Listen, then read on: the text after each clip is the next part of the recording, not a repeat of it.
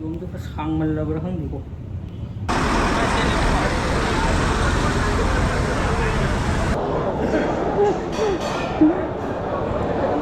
nong mala ke hao pen pen cái lâu nè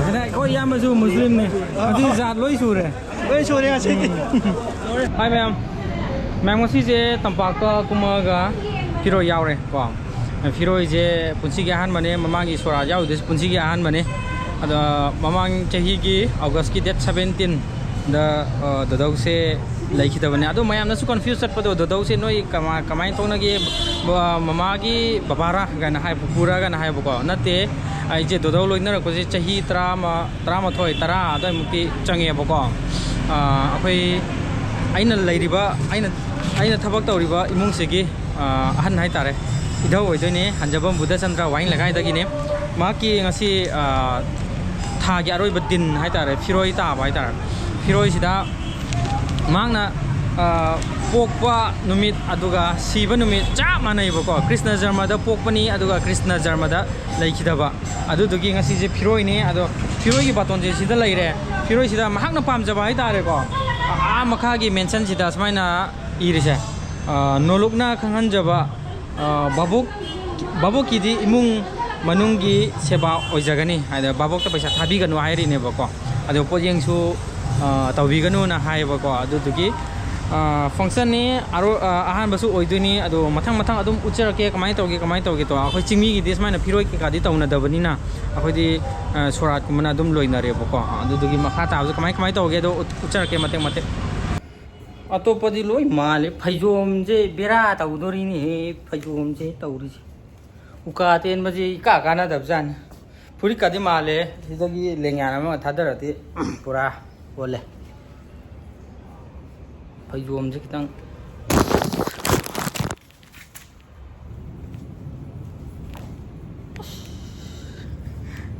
phaiom je ka sangmal la bra hang diko phaiom je sangman na mai thaman re maning tha ba mamang soro sing he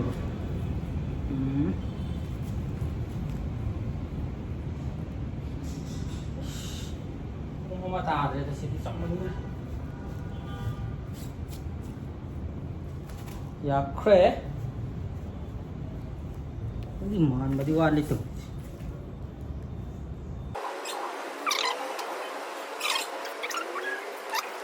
vai là đi lấy này chùm mình nó chùm rồi khang xí vậy cái nó mà ít tàu gì oza yao được đi à mà không mua gì video sigi marakthana mayam ki damakta kanaraba paujela makatang pudun laksari madudi Better Health Diagnostic Wakithal Bazaar near Access Bank manakta laiba laboratory asina free health medical camp ama pangthok sagadori haksang bu fana thamsi haibagi pandamda masung leibak sigi khamthingna waraba matam asida leibak miyambu tengbang bo oina camp asi sinjabani lakliba August ki tang 16 thangja numit asida mayamsu suksoi soidana camp asibu yawbiu haidana haujal asi pijabani free OPD da meat amasung medicine gi khudong chaba phambigani meat amadi medicine gi specialist doctor singna saruk yagadori aduga test khra panjarabada liver test kidney test urine test sugar test amasung ECG gi khudong chaba su phangbigani asomna pauthok seriba ai isa maksu ai gi isa da kari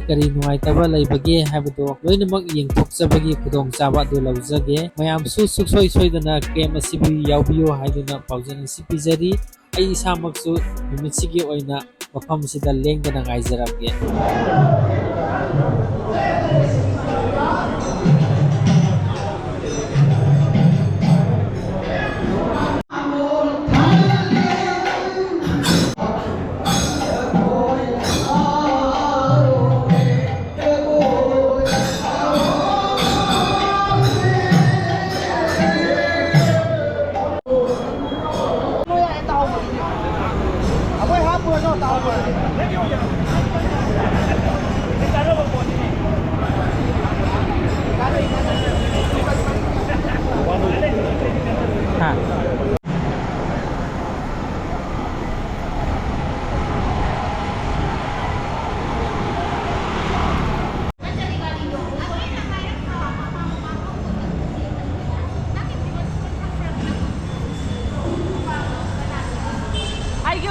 expression도 떠오르거든요. 한번가지고 아이 캉브레이크 뭐니? 에이, 마삭 가라 가자봐. 거기 있는 거 이들의 해봐. 하이. 거긴 저희 같은. 마삭 올라가나 봐. 기홈 나죠? 까다이 해. 거의. 상대 왜니고? 솜 사이즈나 가시기 짜인장 샘비리바 아가가 있는 거. 솜 사이즈 레이지. 작가나 티도에 작 안버 보라 하고래 니가양 이가지. 마삭 상대가 가야래. 아토빠 시부디 아코기 하나기 아가 나타니. 아가 사고좀 나타니. 아든지 사오네 얘기. 뭐는 남비 되는 사오네 얘기. phiromse akoi yamba mana setpi bane ba lo posta bring ha ai phiromse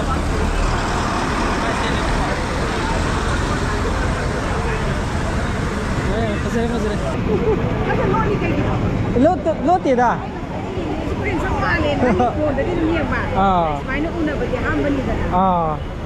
cái nó phiroi yau lại ra 이거 양가이네. sang mudri 상내 상가 이 힘도 포도 볼 수 있는. 이게 가라가라 나게. akoi mi yame 원년도 양도. yau tre very phải được không saklon je awan mini pu je na ka ji ko dakina ki portion da muk lai ge dakina nga ka la muk ye la ni dakina ni si da lai je kha de pusing re si da bora kha lai de piece satruk ka khara arrange taw ne ba sorata ne hele ni yam je sorata di kha yam dai sing hele he sing amaga satruk la sing amaga kya no ma han ba neมีอดุมขยามงสิอดุมยาม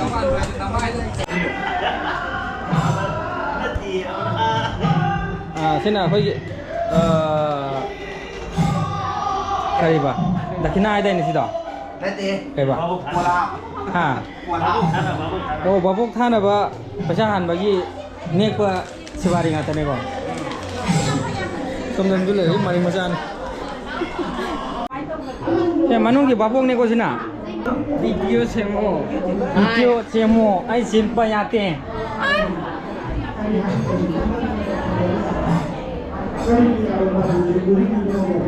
cara apa yo mana sabra gitu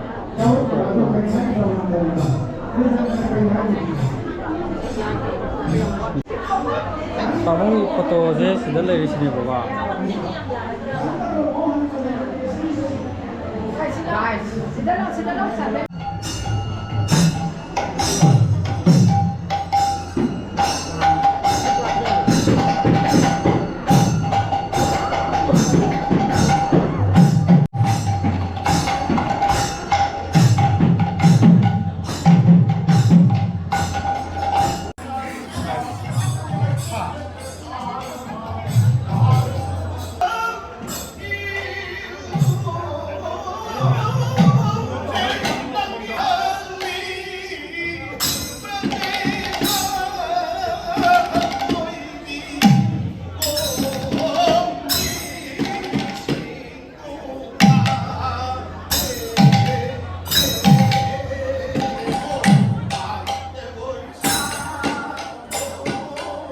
파자그래 sak thija phirom phajagre lo mai ne kana se pian da se pa hai ri ni du di ha yam hai re ba ye di pi mo ye không lo nang phirom do kana se pi ge ba phirom do kana se pi ge phirom lo không di phajai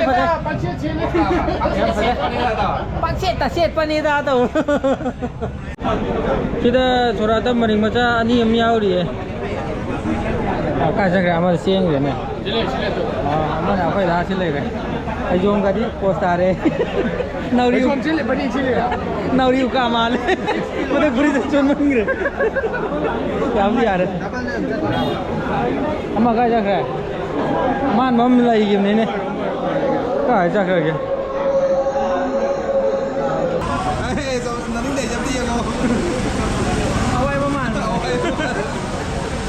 Nasi tangi bangun sabi ko kaya tuman.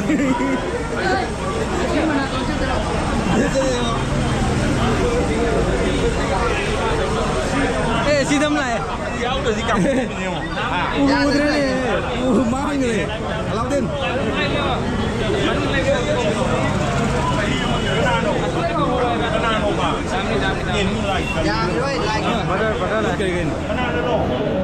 Ê.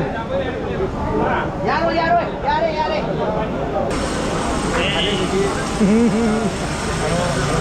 Tipo xa lại. Luôn với lạc phương mà. Ta thế, anh nó ra ta thế.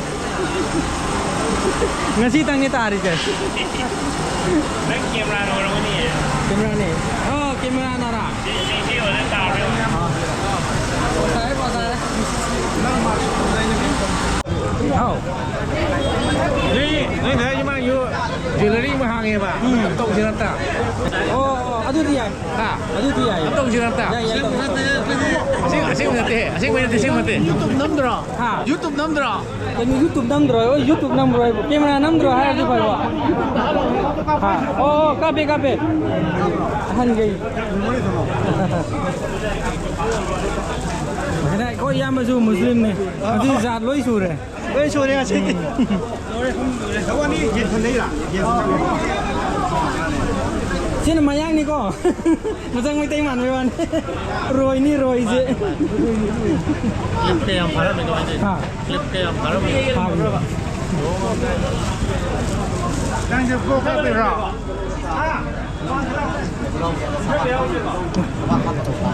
Đá lúc lên đá xong cái tàu kì. Tàu xe rồi.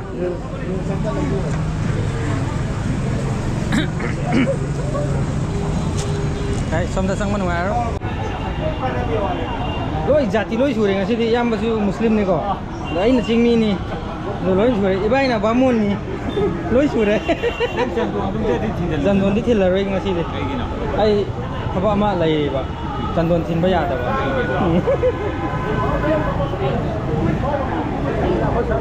Saya jadi ahan masak pasal bang ada ni. Siju ahan masak pasal bang.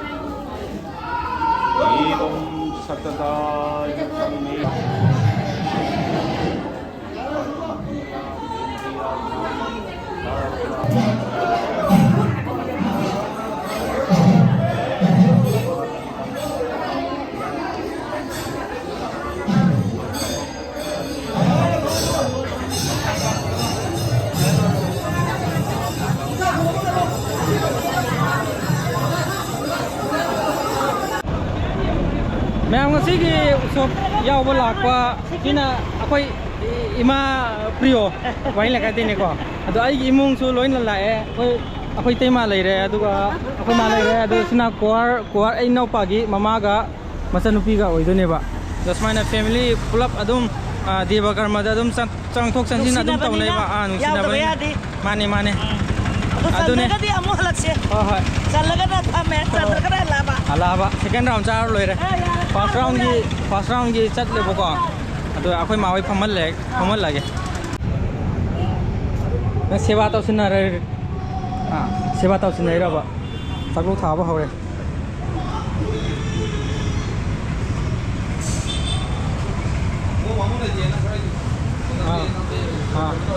Ya. Bamu lagi jaya tum sang wahara. Nadri ba.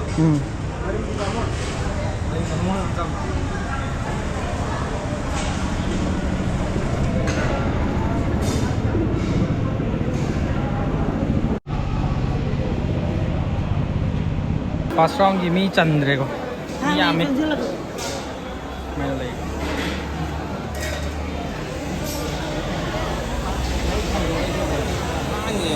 sak lu nupi gi di hang tre nupa gi khra yam hang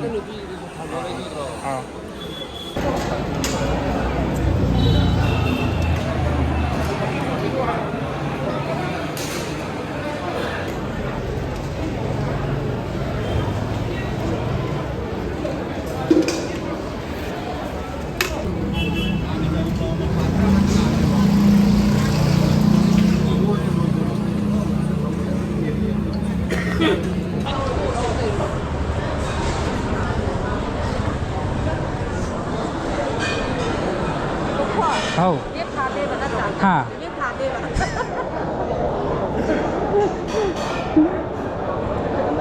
Nung malaki. Oh. Pen. Pen di kai lâu nè.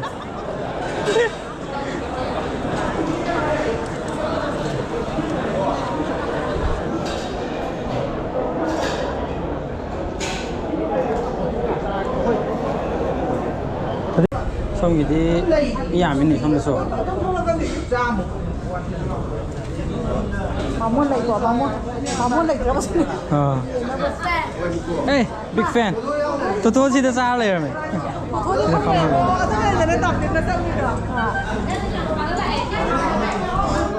Đúng không? Dạ đâu bỏ. Dạ vậy. Cái hấp kìa.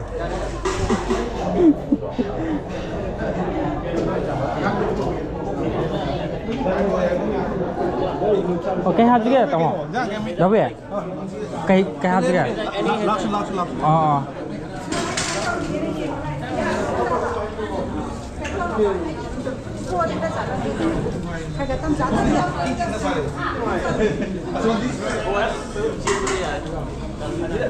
Đá lồng ngâu gì lâu lâu cất tao mà lấy ra. Mà chi liên đi.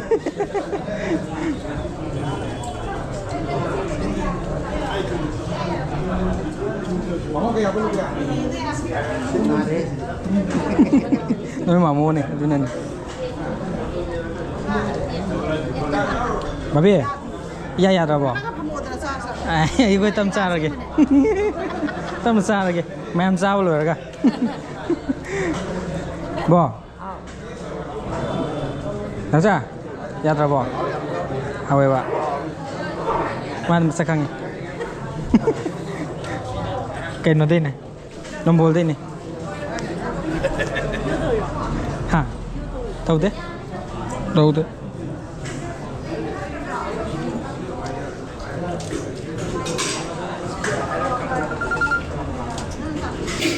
Cái nào ra đây tụi không rồi. Không rồi.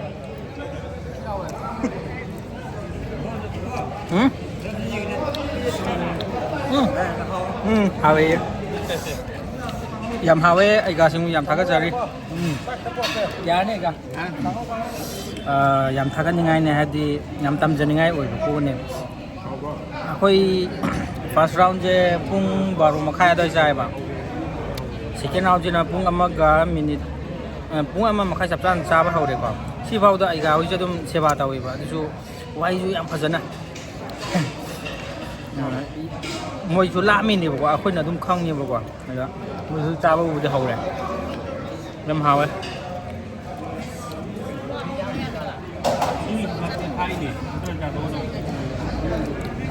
không thì không dịp khi nghe phải nặng xin second round này môi chú second round là ra đây